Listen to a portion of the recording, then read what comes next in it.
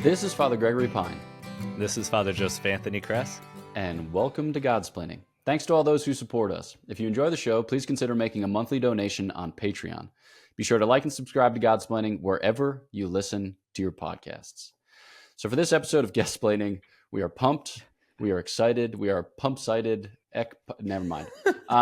We are delighted to have with us Father David Michael Moses. Thanks for joining. Thank you so much. I've been really looking forward to this. Hey, so have we. All right. You are probably better known to most of our audience than we are.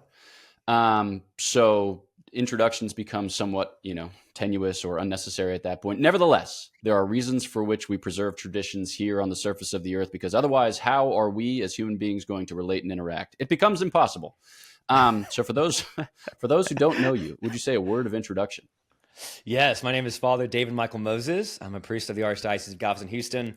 Been ordained for about 5.5 years now. I'm the parochial vicar, the assistant priest at Christ the Good Shepherd of Parish here. And I absolutely just am so thankful to be a priest and be in ministry. Boom. Okay. Well, I'm glad you mentioned your excitement about being a priest / ministering to the people of God, because that leads us seamlessly into the topic of conversation, which is the future of the priesthood. Sometimes, like people title books or blogs. I don't know if people still have blogs. Substacks, the future of thus and such, and that usually portendeth ill for whatever institution. It's like the future of MySpace. But in this case, it seems like the future is bright insofar as Jesus said, yeah, the church, you're going to have that until the end of time. Also, the church seems like priests are a necessary component thereof. So you're golden. Nevertheless, I think here we are in the 21st century, and it can be a tough row to hoe for many priests. So sometimes discouraging things in the news, sometimes difficult pastoral responsibilities that have you driving here, there, and everywhere. And yes, sometimes there's a kind of loneliness to contend with. So there's all kinds of things that make it difficult to be a priest, or difficult for the church to kind of sustain the life of priests. What are you seeing out there? Boots on the ground, in the parish, Archdiocese of Galveston, Houston. What do you take to be like the current temperature if you were to check the temperature of the priesthood? Yeah. So when I entered the seminary, I was 18 when I went in, and I kind of felt like I was being dropped by myself behind enemy lines in enemy territory. And I was very grateful to quickly find out that there were a lot of good men that the Lord was calling, and that the Lord never neglects to provide for the flock. And so I was immediately encouraged by that, and have continued to be encouraged. And I think a lot of it is that, we've had some tough times in the church the last 40, 50, 60 years, but in a lot of ways that's led to a lot of purification. It's that the young guys now who are choosing priesthood are doing it because they really believe in this stuff, that they really are taking this seriously.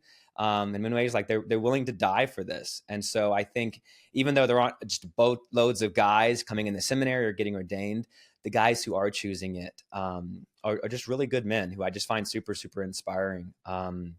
And, different places have different challenges. For us down here, for several different reasons, but we just have a lot of people in our churches. So the first parish I got assigned to, straight out of the gate, 25, got ordained, got sent to be just the second priest at a parish that had 5,000 families.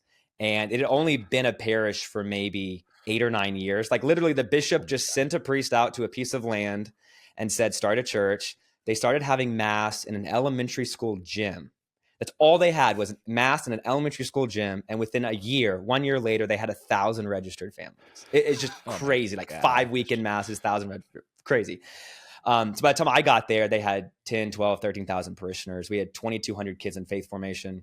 We had an Easter mass that had 3,000 people at it.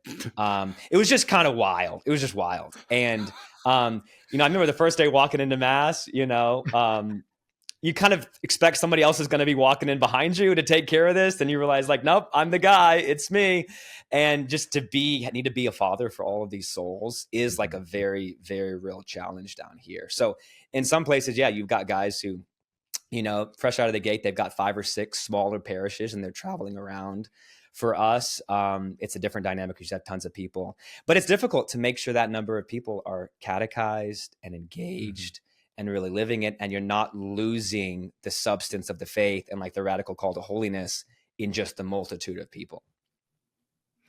You kind of talked about there, and you just threw out there that kind of aspect of like the younger guys that are entering into seminary and going to priesthood have this experience of being like just radically committed out of the gate, and that kind of reminds me of something that Monsignor Shea talks about in his book From Christendom and Apostolic Succession, where he says like in an apostolic age, which is what we're in right now, in an apostolic age, it's kind of easier to be a cleric or to be a priest because the lines are so distinct. It's so radically clear in the culture that we live that what it takes to be a disciple of the Christ or a disciple of the Lord is very, very clear. And so, I see a lot of guys that enter in seminary. It's not in a it's not an experience where it's like, okay, I kind of feel this or experience maybe a call, and then that fire grows stronger through formation or through those early years of priesthood to kind of solidify it.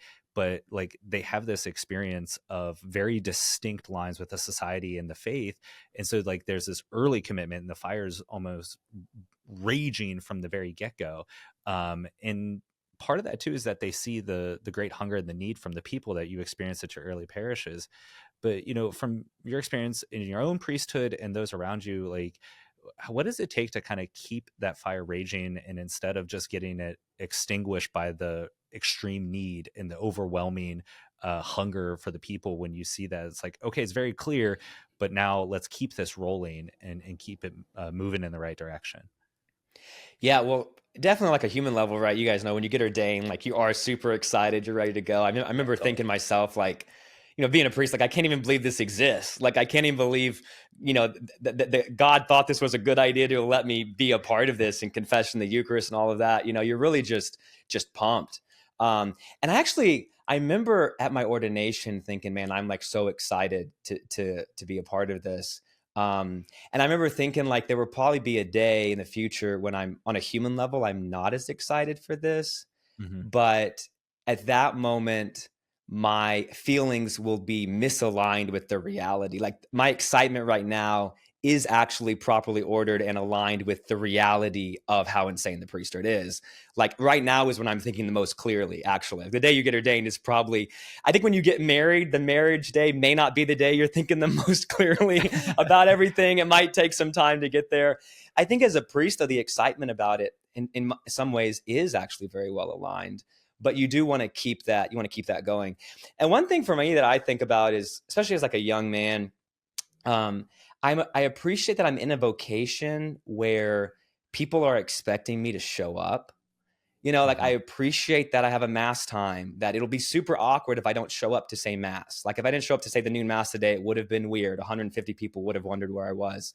If I don't show up for confessions tomorrow, that would be awkward, because I think like in many ways, the practice of the priesthood is naturally kind of rejuvenating. Like when you hear confessions, like if you're like allowing yourself to be present at all, to hear, like to witness what God is doing in the penitent and his mercy, like you just leave thinking like, man, this is extraordinary to be a part of this. I had some confessions this past weekend that were just so beautiful. And I was just so thankful to be a priest. And so I think part of it is kind of just keeping your heart open to ministry and to the beautiful moments that are available in the sacraments.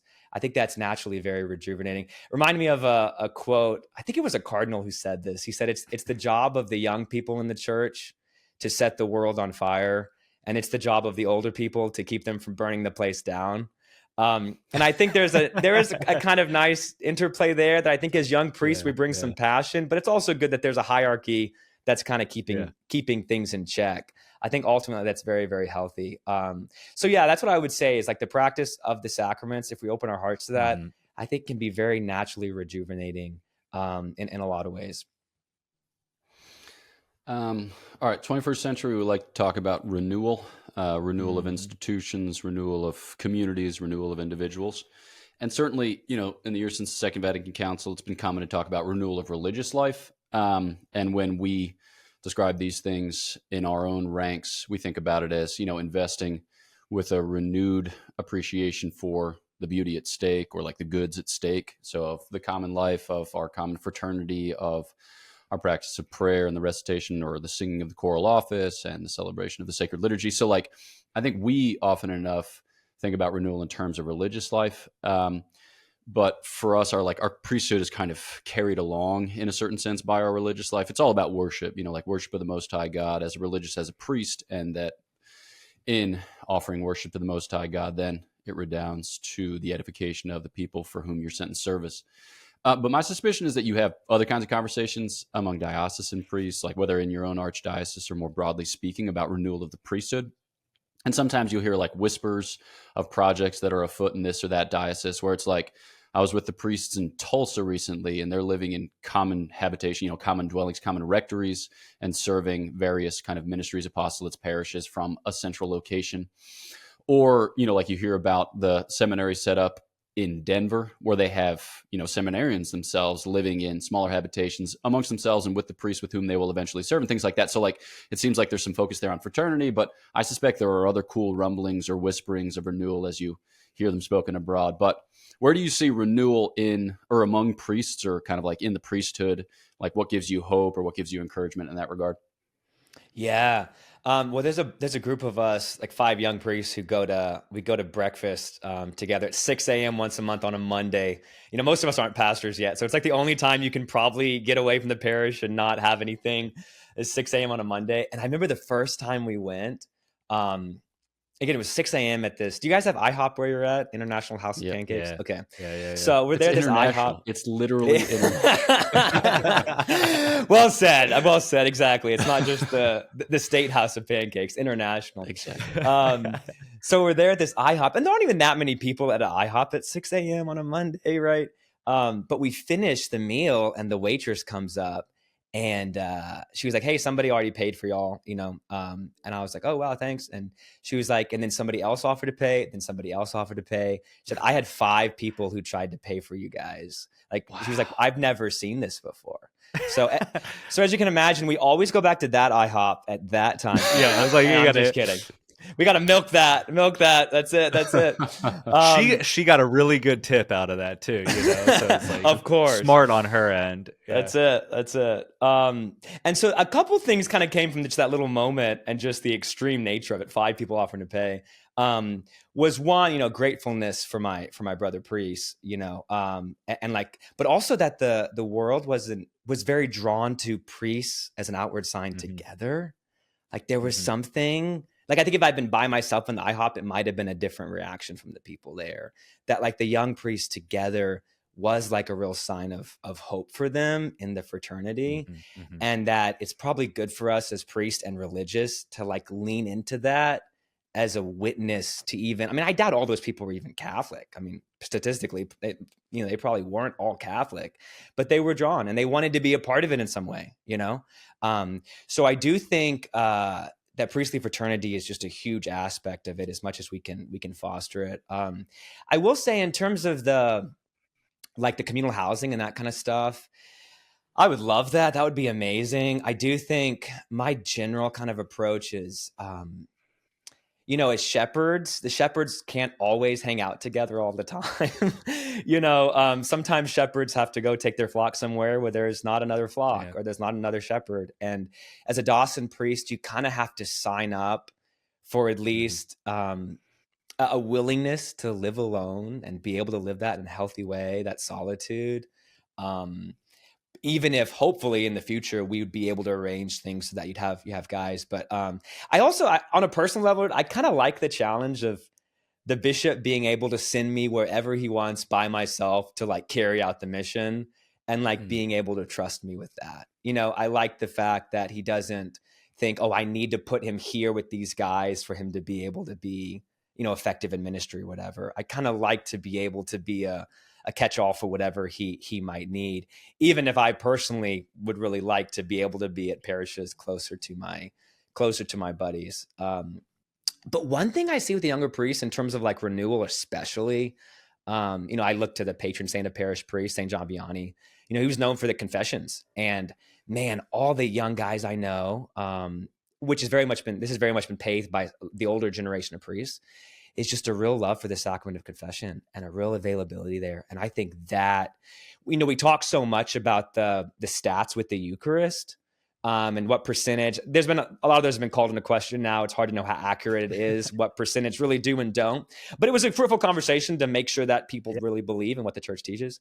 I think the next wave is going to be with the confession statistics. It's something like, I think only 43% of people who identify as Catholics have been to confession in the last year. That means like 57% of Catholics have been to confession in the last year, which is one of the foundations of being Catholic is a regular confession. So I think that's the renewal we're going to kind of see. And the reason I think it's important for the priesthood, one, obviously it's good for the people and our job is to sanctify the people. But I also think it's so good for priests to hear a lot of confessions, because, well, I was reflecting on this recently, like one of the, clearly Jesus comes sent by God for the forgiveness of sinners. Like it came, the mission was the salvation of sinners, was redemption.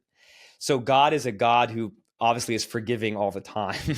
Like he's a very forgiving God. That's like part of who he is in terms of like his love when it hits us, like it hits our sins, becomes mercy, right? We say.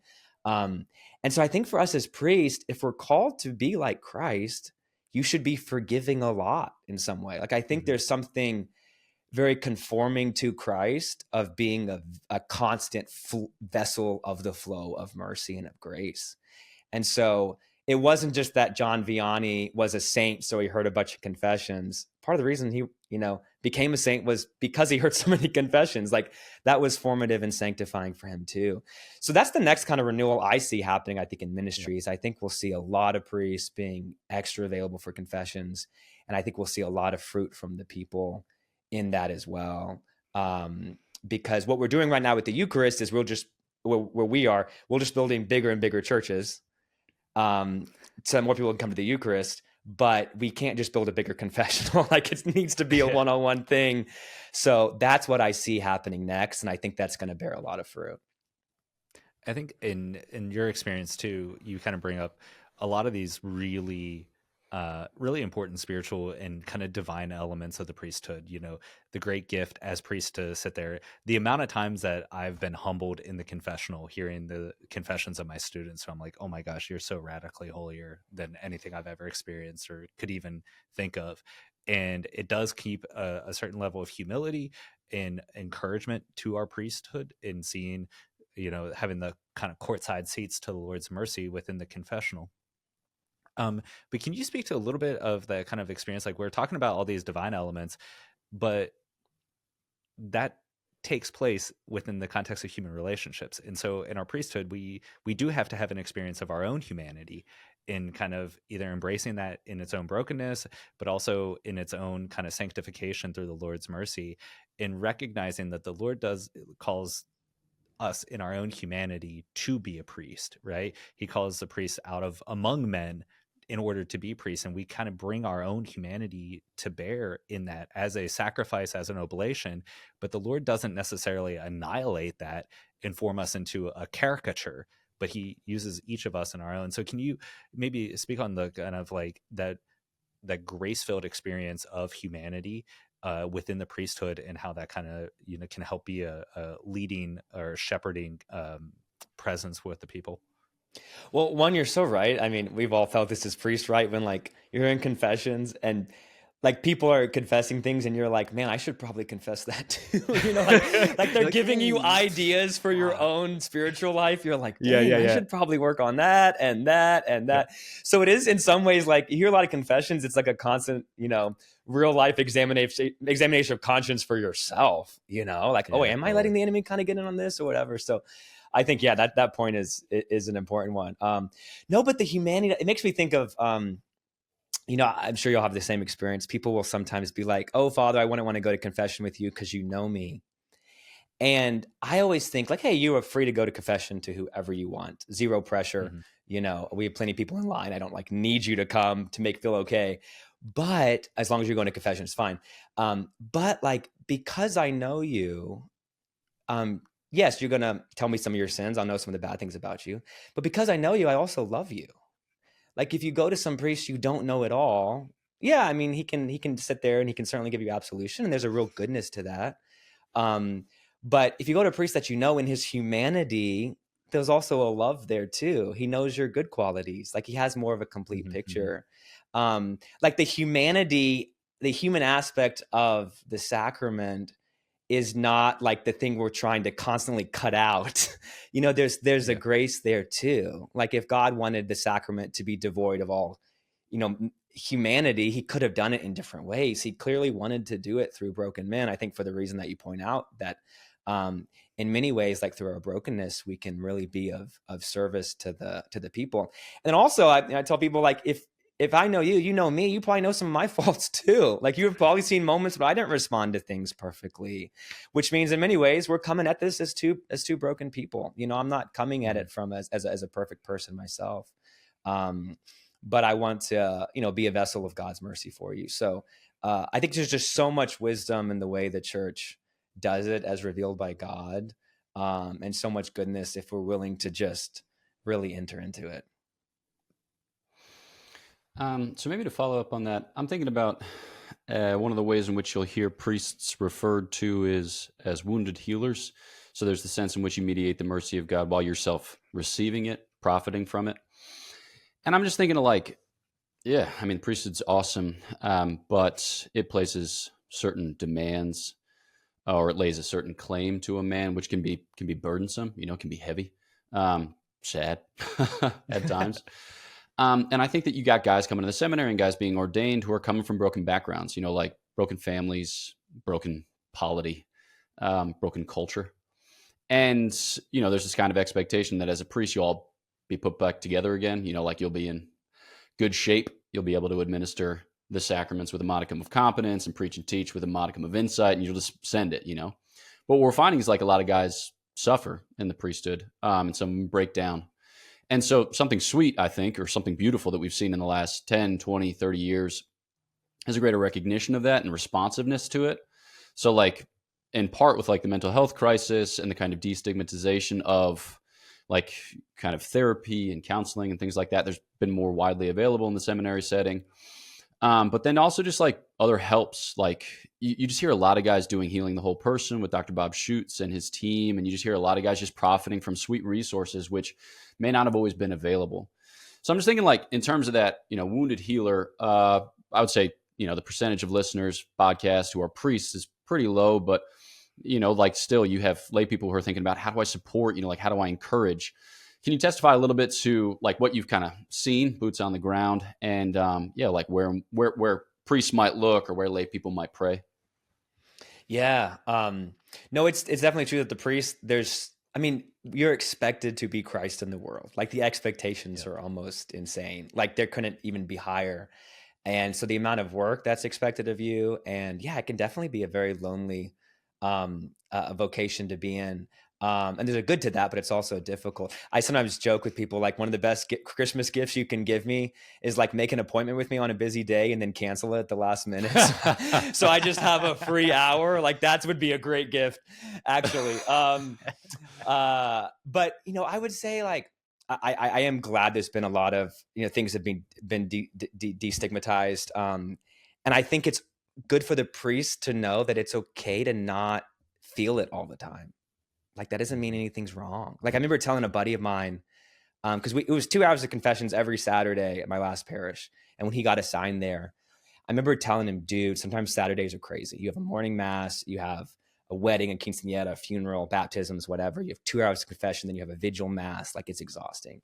And I just told him like, dude, when you leave the confessional or you're on, the beginning of hour 2 in confession after a long Saturday and you're just not feeling it anymore, don't like judge yourself in that moment that you think you're a bad priest. Just say, no, I'm faithful, and just keep hearing confessions. And he told me like 6 months into the assignment, he said, dude, that was so helpful because I could see how the devil could tempt me in that moment to kind of, because then you're dealing with the difficulty of ministry and you're dealing with like this huge judgment of self that you don't feel the perfect thing all the time about ministry. And then the devil just like keeps stacking stuff after that. And just to stop it and say, I don't feel it. That's okay. I'm faithful is like such a freeing thing. Actually, I think, no, I'm showing up. I'm here. I think can go a really long can go a really long way.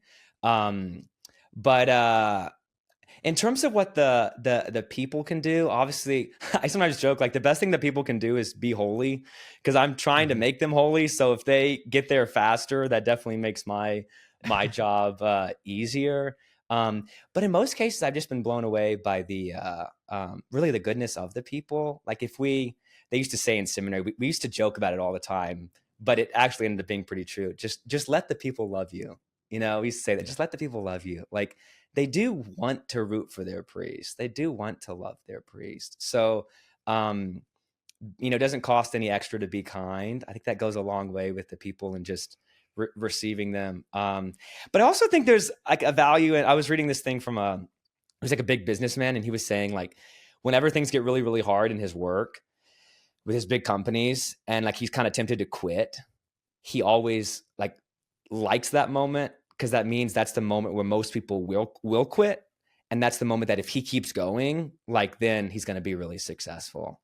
And I've kind of tried to apply that to the priesthood. Like, the moment when things are really, really hard, it's like, oh yeah, like, this is probably what holiness feels like.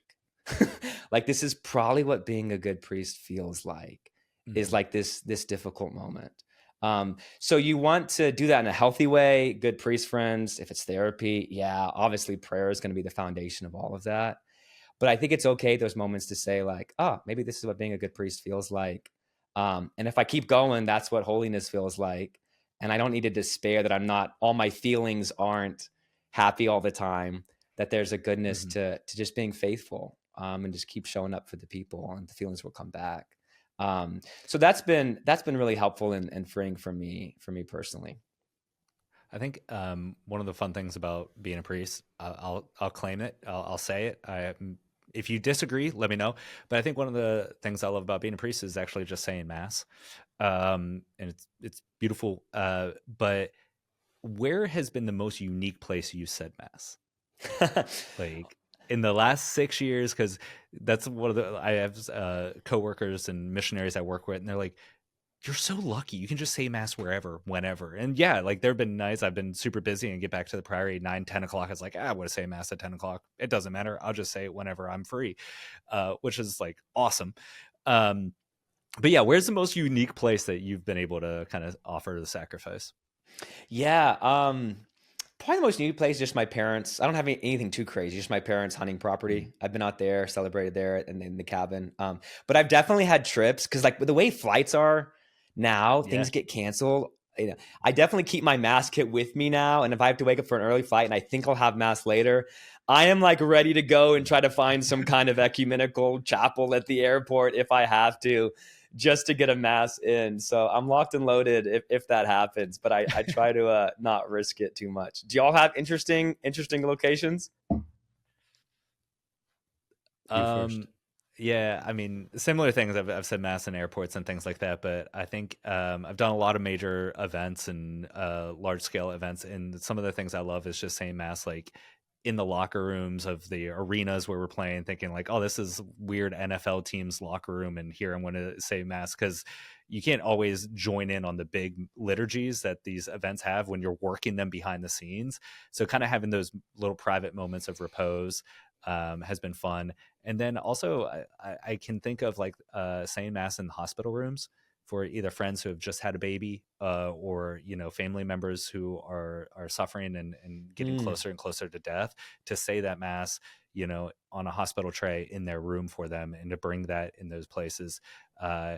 Yeah. And then I have a crazy experience with like COVID and stuff, and being able to say mass throughout COVID was like a really cool gift. So I would say those are kind of the three areas that my mind goes to the most. Dig. Yeah, that tracks. So like being able to celebrate the Holy Mass for people who are dying. I've been able to celebrate for a couple of religious sisters on the day they died, to give them viaticum. Wow. Which is beautiful. Shrines of holy saints, St. Dominic and St. Thomas Aquinas being the ones like with their relics. It's like, on the top of a lot of big mountains in the Swiss Alps, which is exotic. But the one I'm looking forward to is this summer I'm going to Australia for a Thomistic Institute trip. And the thing is, I'm going to cross the international date line. So when you plug a flight into Google Flights and it gives you the old +1 and you're like, woof, daddy's going to sleep on the plane. In this particular instance, I put it into Google Flights and it said +2. So there's going to be a point at which it turns midnight. A few hours will elapse, and then I'll hit the international date line, and it'll be the next day. So the current plan is to, at midnight, trundle on into the galley and ask the lady, like, hello there. I actually can't do an Australian accent, but I wanted to see. I was like, is he going to go on this? Is he sending it? Let's go. Let me see if I can do it. I want to hear it. I just have to think like Matt Frad. Yeah. Matty Freddy. I'm just going to trundle on into the galley and say, like, is there if I stand here for the next 14 minutes to 18 minutes to actually 24 minutes? And she's like, yeah, just as long as there's turbulence, just make sure you sit down. And then I'm going to look at her. I'm going to go, uh-huh, and give no indication because I don't like lying. And then when she tells me to sit down, I'll be like, I'm almost done. So we'll see how that goes. That's amazing. So yeah, mass 35,000 feet up somewhere over Guam. That's what I'm looking forward to. I can't wait for this. I want to hear all this. Can you just set your phone up and record that? Because I just want to see the time lapse of all of that go down. That's incredible. Yeah, that's a flex. That'll be a story for the ages. Exactly. Cool. All right. Well, we are approaching the end, but if folks want to follow up with you in person on the internet, where can they track you down? Yeah, pretty much any kind of social media platform works. Instagram's where we do a lot of our stuff, YouTube. That kind of thing. There's a website they can go to, just fatherdavidmichael.com, and they can sign up for the newsletter if they want. We've got some music out there. Also, I'll be having Father Gregory on my podcast too, so you guys can look out for that. Let's go. Dig. All right, man. Well, thanks for making the time. Thanks for being a priest. Keep crushing it. And look forward to the next chat. Thank you so much for having me. It's been an honor. Thank you so much for your witness, all you guys are doing for the church. It's a real gift. Bless up. All right, turning to you, the listener. Thanks so much for tuning into this episode of Godsplaining. There is stuff that happens on the internet as of pertaining to Godsplaining, and here it is in order. If you want to check things out on social media, we'd appreciate it. If you want to like and subscribe, we'd also appreciate that. And if you want to follow up for upcoming events, you can check out Godsplaining.org. All right, know of our prayers for you. Please pray for us, and we'll look forward to chatting with you next time on Godsplaining.